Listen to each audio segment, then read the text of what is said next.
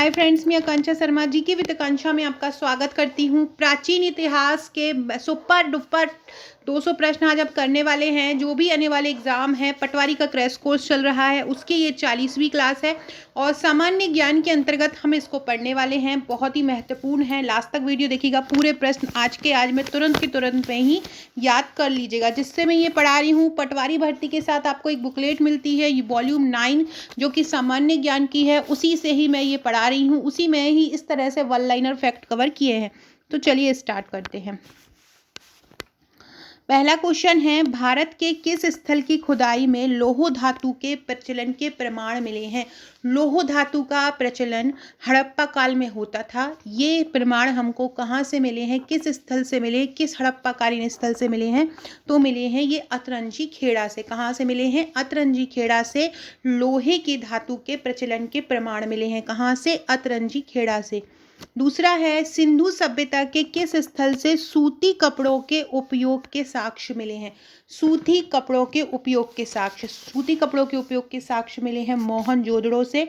मोहनजोदड़ो का अर्थ क्या होता है? तो मोहनजोदड़ो का अर्थ होता है मृतकों का टीला। क्या होता है मोहनजोदड़ो का अर्थ? मोहनजोदड़ो का अर्थ होता है मृतकों का टीला। और ये सबसे बड़ा नगर है ये सिंधु सभ्यता का, और यहाँ से सूती कपड़े के साक्ष्य मिले हैं। मोहनजोदड़ो कहाँ स्थित है वर्तमान में, अगर आपसे पूछें तो पाकिस्तान के सिंध प्रांत में है। कहाँ पर है मोहनजोदड़ो? पाकिस्तान के सिंध प्रांत में मोहनजोदड़ो स्थित है। कहाँ पे? सिंध प्रांत में, पाकिस्तान के। अगला क्वेश्चन है, पाकिस्तान के सिंध प्रांत के लरकाना जिले में सिंधु नदी के किनारे किस हड़प्पा सभ्यता की खोज 1922 में हुई थी? तो किस हड़प्पा सभ्यता की खोज 1922 में हुई थी? मोहनजोदड़ो की। किसकी हुई थी? मोहनजोदड़ो की खोज हुई थी 1922 में। कहाँ पे हुई थी? सिंध प्रांत के लड़काना जिले में। किस नदी के किनारे? सिंधु नदी के किनारे हुई थी। कब हुई थी? 1922 में। किन सैंधव स्थलों से यज्ञ की वेदियां प्राप्त हुई हैं? ये बड़े मतलब यज्ञ होते थे जिसमें हम यज्ञ करते हैं, उनको यज्ञ वेदी बोलते हैं। आपने देखा होगा बड़े बड़े यज्ञ जब होते हैं, पहले या आपने मूवीज़ में देखा होगा, जब रामायण महाभारत आपने देखी होगी तो बहुत बड़े बड़े वेदी लगाते थे जहाँ पे आहुतियाँ दी जाती थी, क्योंकि पहले यज्ञ करना ही सबसे बड़ी पूजा माना जाता था। तो वो यज्ञ की वेदियाँ जो है कहाँ से प्राप्त हुई हैं? ये लोथल और कालीबंगा से प्राप्त हुई हैं। लोथल गुजरात में है, कालीबंगा राजस्थान में है, और यहाँ से क्या प्राप्त हुई हैं? यज्ञ की वेदियाँ प्राप्त हुई हैं। अगला क्वेश्चन है, सिंधु घाटी सभ्यता का जो स्थल है हड़प्पा, वो कहाँ पे स्थित है? जैसे पाकिस्तान के सिंध प्रांत के लरकाना में मोहनजोदड़ो है, वैसे ही पाकिस्तान के मोंटागोमरी जिले में रावी नदी के तट पर हड़प्पा स्थित है। ये भी पूछ सकते हैं कि हड़प्पा किस नदी के तट पर है, तो आपको याद रखना है कि हड़प्पा रावी नदी के तट पर है। पाकिस्तान के गोमटगिरी में ये या मोंटगोमरी जिले में रावी नदी के तट पर ये है। अगला है, हड़प्पा सभ्यता के लोग किसकी उपासना करते थे? तो हड़प्पा सभ्यता के लोग मातृ देवी की, प्रकृति की और स्वास्तिक चिन्ह, इन सब की पूजा जो है वो हड़प्पा सभ्यता के लोग करते थे। कौन कौन करते थे? मातृ देवी की, माता देवी की, प्रकृति देवी की और स्वास्तिक चिन्ह की पूजा हड़प्पा सभ्यता के लोग करते थे। अगला क्वेश्चन है, नृत्य करती हुई नारी की कांस्य मूर्ति सिंधु सभ्यता के किस स्थान से प्राप्त हुई है? तो नृत्य करती हुई नारी की कांस्य मूर्ति सिंधु सभ्यता के मोहनजोदड़ो से प्राप्त हुई है। कहाँ से प्राप्त हुई है? मोहनजोदड़ो से प्राप्त हुई है। नृत्य करती हुई नारी की कांस्य मूर्ति, नृत्य करती हुई नारी की कांस्य मूर्ति कहाँ से प्राप्त हुई है? मोहनजोदड़ो से प्राप्त हुई है। इतिहास के जनक किसको कहा जाता है? इतिहास के जनक कहा जाता है हेरोडोटस को। किसको कहा जाता है इतिहास का जनक? हेरोडोटस को इतिहास का जनक कहा जाता है। अगला क्वेश्चन है, हड़प्पा सभ्यता का बंदरगाह नगर कहाँ पे था? हड़प्पा सभ्यता का बंदरगाह नगर था लोथल में। कहाँ पर? लोथल में था। लोथल कहाँ पर है? गुजरात में है। ये भी बोला जाता है कि हड़प्पा कालीन गोदी स्थल कहाँ पर है?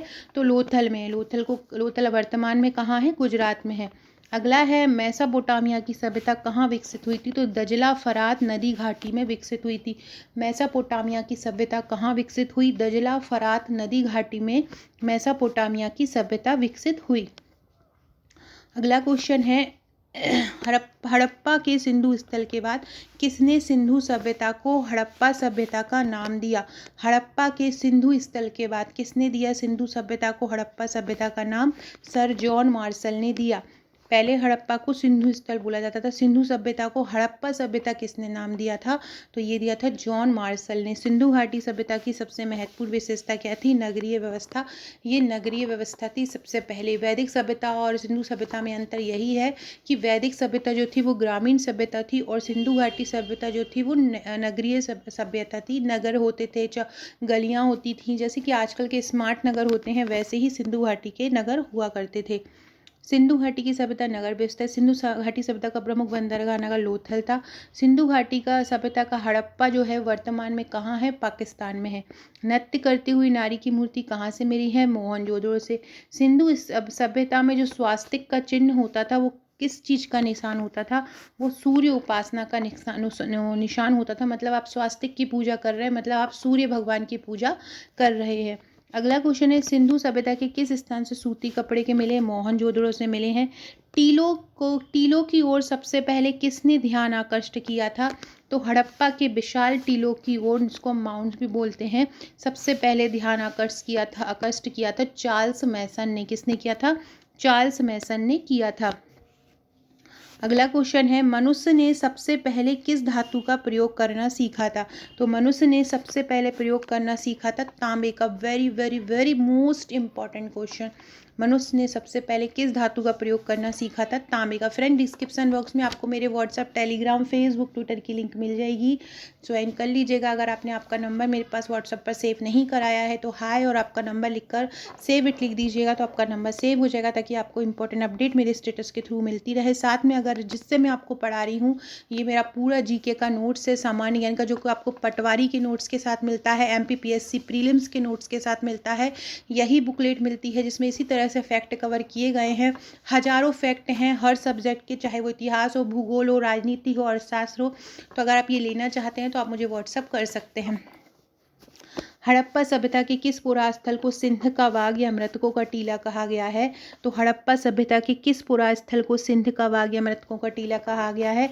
मोहनजोदड़ो को कहा गया है। सिंधु सभ्यता मेसोपोटामिया संस्कृति की देन है, ये किसने कहा था? व्हीलर तथा गार्डन ने कहा था। एपिग्राफी से क्या अभिप्राय है? एपिग्राफी मतलब शिलालेखों का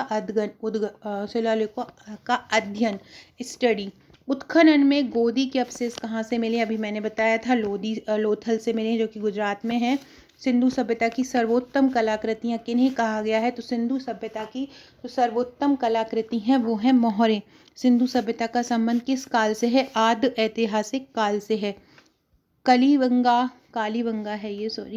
कालीबंगा, मोहनजोदड़ो, हड़प्पा और सुरकोटड़ा कहाँ पे हैं?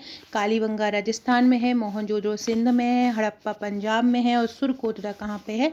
गुजरात में है। मोहनजोदड़ो की खुदाई कहाँ पे की गई थी? सिंधु नदी के तट पर मोहनजोदड़ो की खुदाई की गई थी। कहाँ पे? सिंधु नदी के तट पर मोहनजोदड़ो की खुदाई की गई थी। सिंधु घाटी सभ्यता किस सभ्यता के समकालीन मानी जाती है? तो ये मेसोपोटामिया की सभ्यता के समकालीन मानी जाती है। किसके? मेसोपोटामिया के समकालीन मानी जाती है। हड़प्पा नगर किस नदी के तट पर स्थित है? हड़प्पा रावी नदी के तट पर है। सिंधु घाटी सभ्यता कैसी थी? नागरिक मतलब नगरीय थी और व्यापारिक प्रधान थी। कैसी थी? नगरीय थी और व्यापारिक सभ्यता थी, मतलब वहाँ व्यापार भी होता था, आंतरिक और बाहरी दोनों। मोहनजोदड़ो स्थल कहाँ पे है? पाकिस्तान में। और ये कौन सी सभ्यता थी? नगरीय सभ्यता।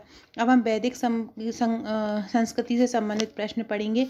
पहला है, किस वेद का संकलन संगीत पर आधारित है? सामवेद। 4 वेद हैं, ऋग्वेद, यजुर्वेद, सामवेद और अथर्ववेद, जिसमें संगीत का संकलन कहाँ पर आधारित है? सामवेद पर है। सा से संगीत, सा से सामवेद, ऐसे याद रखिएगा।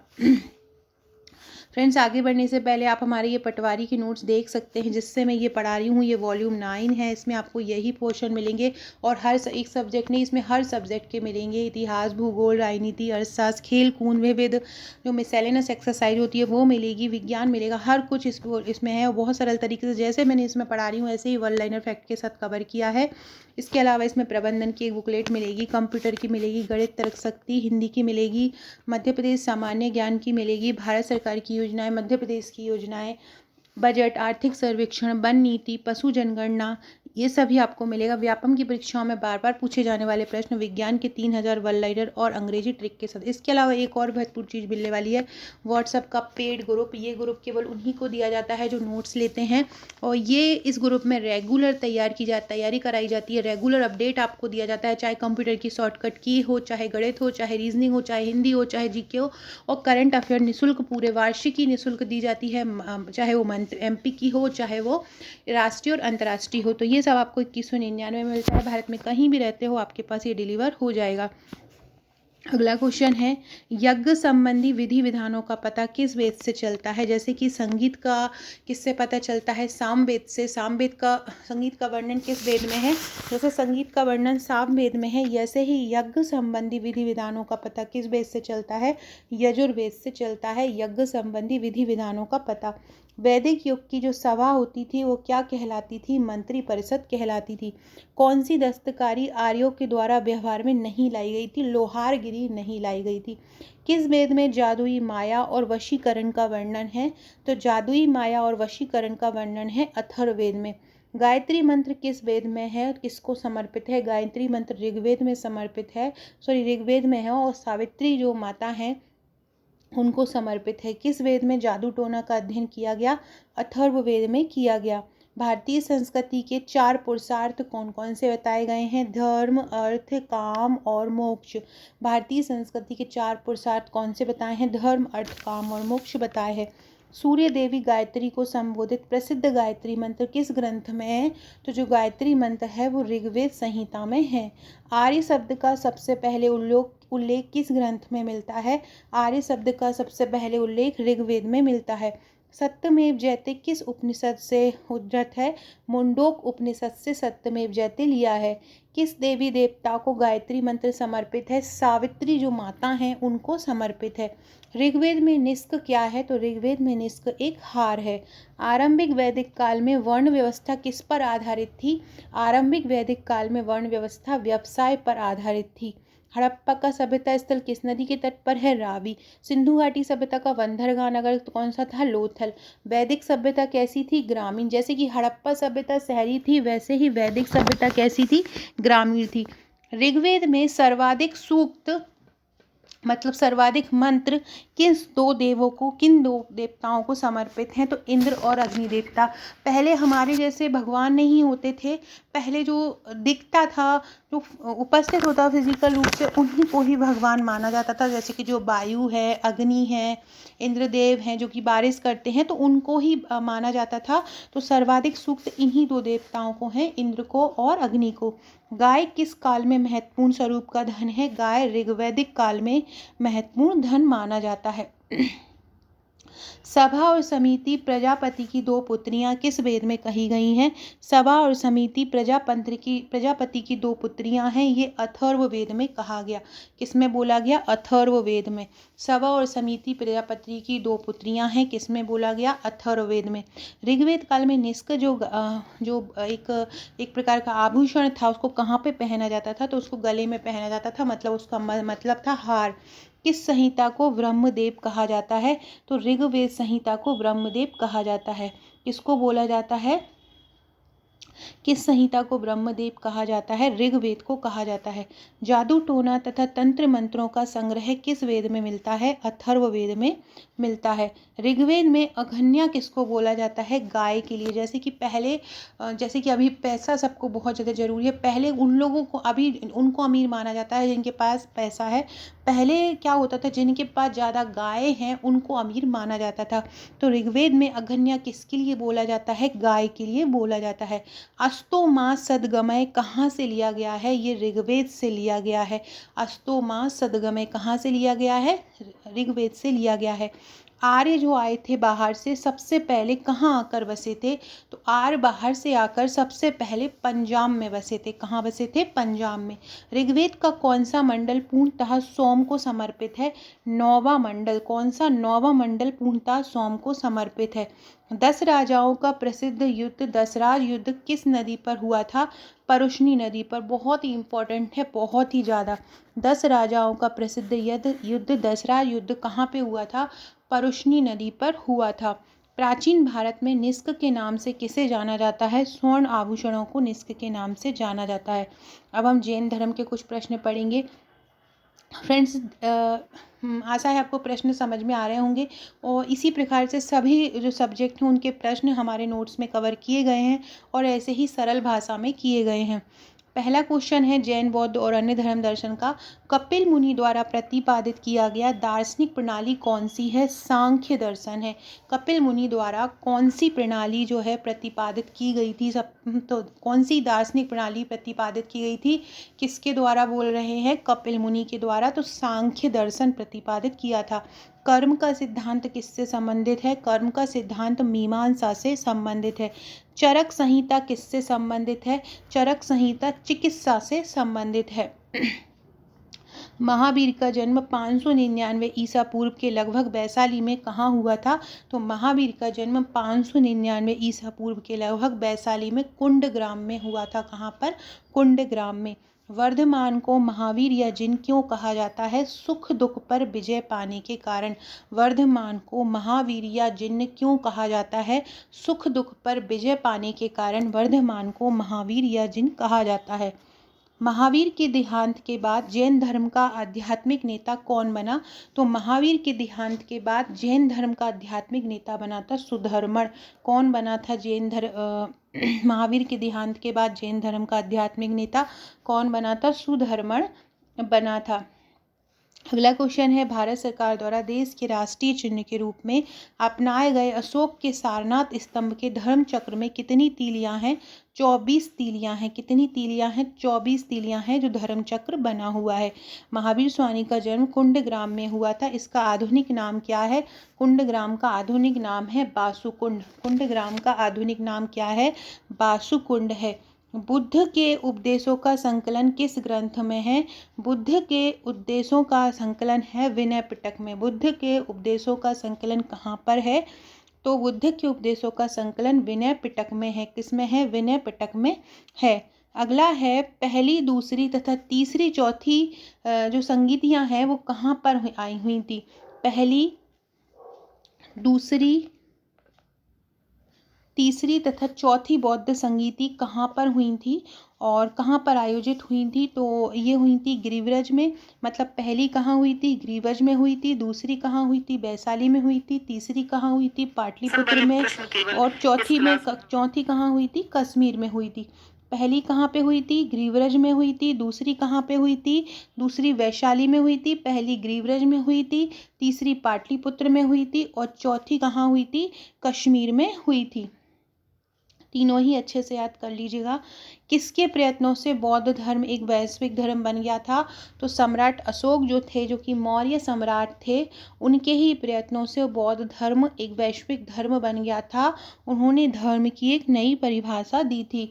गौतम बुद्ध ने अपना पहला व्याख्यान या अपना पहला उपदेश कहाँ पे दिया था? गौतम बुद्ध ने अपना पहला व्याख्यान या पहला उपदेश सारनाथ में दिया था। आरंभिक बौद्ध साहित्य किस भाषा में रचे गए थे? आरंभिक बौद्ध साहित्य पाली भाषा में रचे गए थे। वह आद्यतन बौद्ध साहित्य जो बुद्ध के विभिन्न जन्मों की कथाओं के विषय में है, क्या है? वो जातक कहलाता है। वह बौद्ध साहित्य जो बुद्ध के जन्म की कथा से संबंधित है। आजीवक संप्रदाय का संस्थापक कौन था? आजीवक संप्रदाय का संस्थापक था मक्खली गौसाल। कौन था? मक्खली गौसाल था।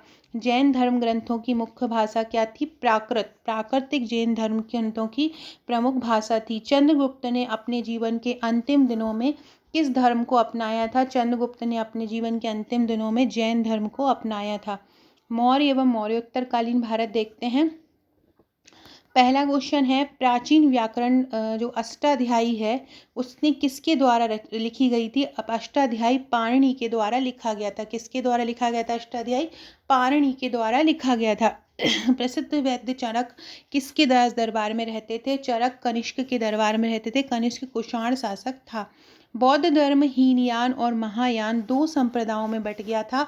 किसके काल में? कुषाण शासक कनिष्क के काल में बट गया था। किस वंश के ध्वंसा अवशेषों पर चोल राज्य की स्थापना की गई थी? किसके अवशेष था, मतलब वो राज्य अवशेष हुआ और उस पे ही दूसरा राज्य बन गया, कुछ वो चोल बन गया। तो चोल राज्य जो बना था वो कांची के पल्लव वंश के ध्वंस अवशेषों पर बना था। इस्लाम की स्थापना कब हुई थी? 7वीं ईस्वी में हुई थी। चालुक्य वंश की राजधानी कौन सी थी? बतापी थी। नर्मदा के तट पर हर्षवर्धन को किसने पराजित किया? पुलकेशन द्वितीय ने किया। 712 ईस्वी में सिंध के राजा दाहिर को पराजित करने वाला अरब आक्रमणकारी कौन था? मोहम्मद बिन कासिम। मोहम्मद बिन कासिम ने दाहिर को पराजित किया। एलोरा का जो कैलाश मंदिर है वो किसने बनाया था? तो एलोरा का कैलाश मंदिर जो है वो राष्ट्रकूटों द्वारा बनाया गया था। खजुराहो किसकी धार्मिक राजधानी थी? जैजाग भुक्ति के चंदेलों की। महाबलीपुरम किसके शासनकाल में प्रसिद्ध था? पल्लवों के शासनकाल में। तंजौर का राजराजेश्वर मंदिर किस वंश ने बनवाया था? चोल वंश के राजा ने बनवाया था। ग्रामीण स्वायत्तता किसके शासनकाल में विशिष्टता थी? जैसे कि अभी त्रिस्तरीय पंचायत है, ये पहले चोल साम्राज्य में भी हुआ करता था, वहाँ भी ग्राम सभा होती थी। तो ग्रामीण स्वायत्तता किसके शासनकाल की है? चोल के। तंजौर का राजराजेश्वर मंदिर किस वंश के शासक ने बनाया था? चोल वंश के राजा प्रथम ने बनवाया था। किसने? चोल वंश के राजा प्रथम ने बनवाया था तंजौर का राजेश्वर मंदिर। थानेश्वर के वर्धन वंश का संस्थापक कौन था? प्रभाकर वर्धन था। महमूद गजनवी का किस मंदिर पर आक्रमण उल्लेखनीय रहा? सोमनाथ के मंदिर पर। किस वंश को समाप्त करके चोल राज्य की स्थापना हुई? कांची के पल्लव वंश को। हिजरी का आरंभ कब हुआ? 622 ईस्वी में हुआ, हजरत मोहम्मद के मक्का से मदीना जाने पर। मोहम्मद गजनी ने कितनी बार भारत पर आक्रमण किया था? 17 बार किया था। और अंतिम आक्रमण का लक्ष्य क्या था? सोमनाथ का मंदिर, जो कि गुजरात में था। गुजरात का सोमनाथ मंदिर जो था वो किस देवता को समर्पित था? वो समर्पित था शिव को। मामल्लपुरम के रथ स्मारकों का निर्माण किसने किया? पल्लव शासकों ने करवाया था। गीत गोविंद के रचयिता जयदेव राजा लक्ष्मण सेन के दरबार को सुशोभित करते थे। राजा लक्ष्मण सेन कहाँ के शासक थे? राजा लक्ष्मण सेन बंगाल के शासक थे। कैलाश मंदिर का निर्माण किस वंश के शासकों द्वारा किया गया? चालुक्य के शासकों द्वारा। चालुक्य वंश की राजधानी क्या थी? बतापी थी। किस पाल शासक ने विक्रमशिला विश्वविद्यालय की स्थापना की? धर्मपाल ने। महाबलीपुरम के रथ मंदिर का निर्माण किसने किया? नरसिंह वर्मन प्रथम ने किया। पल्लव वंश के थे ये। किस पाल वंशीय शासक ने विक्रमशिला विश्वविद्यालय की स्थापना की? धर्मपाल ने की। 800 ईसा पूर्व से 600 ईसा पूर्व का युग कौन सा युग कहलाता है? ब्राह्मण युग। 800 ईसा पूर्व से 600 ईसा पूर्व का युग कौन सा कहलाता था? ब्राह्मण युग कहलाता था। फ्रेंड्स, ये जो हमारे सल्तनत काल के प्रश्न हैं ये हम नेक्स्ट वीडियो में पढ़ेंगे। वीडियो अच्छा लगा हो तो लाइक शेयर सब्सक्राइब जरूर कीजिएगा। इसका मैं एक और पार्ट लेके आऊँगी प्राचीन इतिहास का। देन हम मध्यकालीन पढ़ेंगे और फिर आधुनिक, फिर ऐसे ही भूगोल और राजनीति के भी महत्वपूर्ण प्रश्न कर लेंगे। Okay friends, thank you.